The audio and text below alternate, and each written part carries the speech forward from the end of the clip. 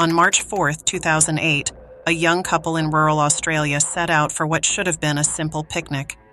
Instead, it became a terrifying ordeal that would captivate the nation and reveal a shocking truth. The story of Julian Buchwald and Carolynne Watson is one of mystery, terror, and a shocking twist that will leave you questioning everything you thought you knew about love and trust.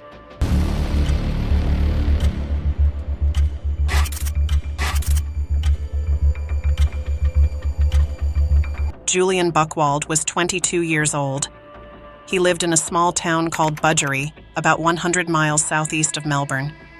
His girlfriend, Carolynne Watson, was 17.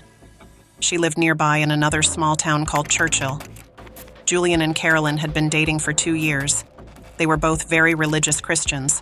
Because of their faith, they were waiting until marriage to have sex. On that March morning, Julian picked up Carolynne in his gold Nissan Patrol. They planned to have a picnic lunch at a waterfall on Julian's family's huge property. The land was over 1,200 acres of mostly wild bushland. The couple told their families they'd be back around 3 p.m. They only packed some food and basic clothes for their picnic. As they drove down a dirt road toward the waterfall, Julian suddenly stopped the car. He told Carolynne he saw some strange roadkill and wanted to check it out. He got out and walked back down the road, out of Carolynne's sight. Carolynne waited in the car. After about 10 minutes, she started to worry. Julian was taking too long. She thought about going to look for him. Then, Carolynne saw something terrifying in her side mirror. A person dressed all in black, wearing gloves and a mask, was running straight for the car. Carolynne screamed. Before she could lock the doors, the attacker forced open her door and dragged her out. He threw her to the ground, tied her up, and put duct tape over her mouth. Then he tossed her in the back of the car and drove away.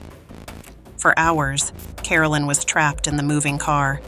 She was sure she was about to be raped and murdered. Finally, the car stopped. The attacker dragged Carolynne out and threw her on the ground again. Meanwhile, at Julian's family's house, his parents were getting worried. It was past 3 p.m., and the couple hadn't returned. Julian's mother went outside to look for them. As she walked down the driveway, she noticed something strange. There was a bottle stuck in their wire fence. Inside was a rolled-up note. The note was shocking. It said Julian and Carolynne had been kidnapped by a satanic cult. The kidnappers threatened to torture and kill the couple if the family contacted the police. Of course, Julian's mother called the police right away. Soon, a huge search was underway. Police searched by land and air. But the area was huge and full of hidden roads and thick bushes. It wasn't easy. As days passed with no sign of Julian or Carolynne, people feared the worst. The police wondered if this really was the work of a satanic cult. They learned about a group called the Order of Nine Angles.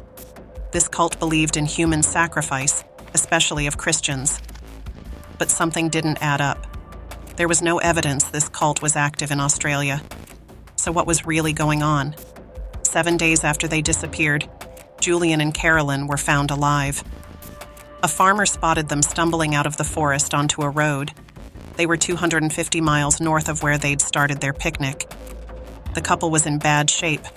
They had cuts, bruises, and severe sunburns, but they were alive. The police wasted no time interviewing them to understand what had happened. They also decided to interview Julian and Carolynne separately. Julian said that when he went to check the roadkill, someone hit him on the head. He woke up later, nearly naked and tied to a tree, but he found a knife nearby and cut himself free. Carolynne said after the masked man threw her in the car, he drove for hours. Then he dug her into the woods and dug a hole while she watched. She thought it would be her grave, but then the attacker just walked away. Julian said he ran through the woods, yelling for help. He heard Carolynne's voice and found her in the hole. He cut her free, and they ran. For the next week, they wandered in the wilderness.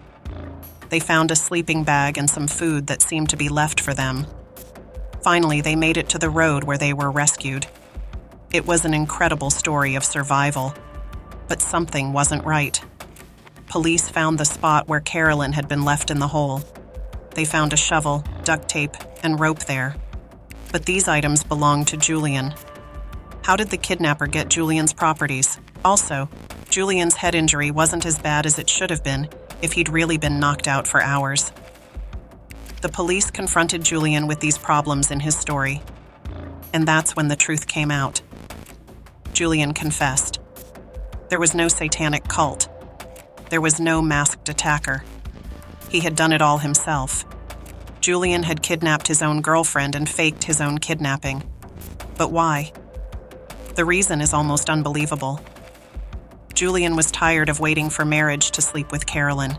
He came up with this insane plan to get her to sleep with him. He had planned everything in advance. He hid supplies in the woods, including the black outfit he used to scare Carolynne. He wrote the fake note from the satanic cult. For 7 days, Julian kept Carolynne in the wilderness. He told her they needed to have sex to stay warm at night. He even suggested they say wedding vows so God would approve. But despite the fear and the cold, Carolynne refused every time. She stuck to her beliefs. Think about what Carolynne went through. She truly believed a satanic cult had kidnapped them. She thought she might die at any moment, all while the person she trusted most was lying to her. Finally, after a week of failing to convince Carolynne, Julian gave up. He led them to the road where they were found. When the truth came out, people were shocked. How could someone do this to their girlfriend?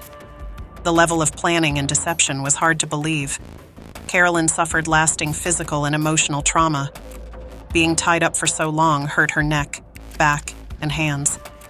Walking barefoot in the bush for days injured her feet.